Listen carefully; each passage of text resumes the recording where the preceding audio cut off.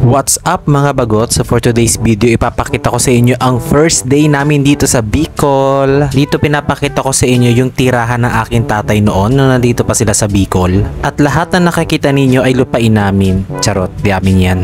Nung mga oras na to, papunta kami sa isang resort para maki-birthday sa aking inaanak. Flex ko lang sa inyo guys kung gaano kaganda ang kalsada dito sa Cagmaslog. Yung subdivision kaya namin kailan. Char.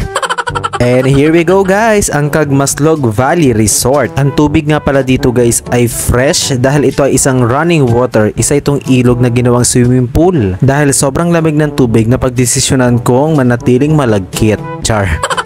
At bilang isang emeng food vlogger, umpisahan natin ang ating judgment dito sa Pork Shanghai. Magiging bias ako dito sa Pork Shanghai kasi paborito ko to. Masarap siya at hindi greasy. Sakto lang din yung luto ng karne sa loob na hindi mo rin malalasahan yung langsa ng baboy. Bagay ito sa kapitbahay niyong maganda pero nanay ng 5 batang iba-iba ang ama.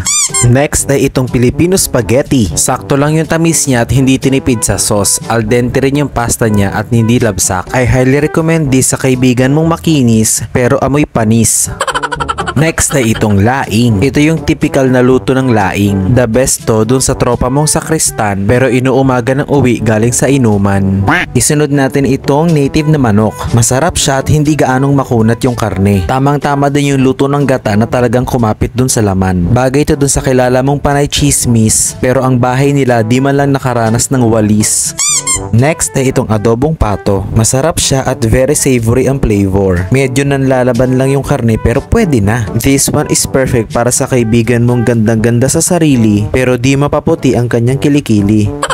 And for the dessert, buko salad. Ito the best. Hindi siya gaanong matamis at hindi rin matigas ang buko. Di ako masyadong fan ng buko salad pero nasarapan talaga ako dito. Siguro dahil fresh talaga at sariwa yung bukong ginamit. Perfecto doon sa tiyahin mong mayaman pero ang dami mo nang sasabihin bago mo mautangan. At syempre di natin pwedeng palagpasin ng cake. Masarap naman siya at di gaanong matamis. Di rin siya nakakaumay. Medyo oily nga lang yung icing niya at medyo buhaghag din yung chiffon. Perfecto doon sa katrabaho mong iPhone pero di makaipon kasi panay loan. Iba talaga ang saya kapag ka nandito ka sa probinsya kasi lahat ng pinagkakautangan mo di ka makita. Char.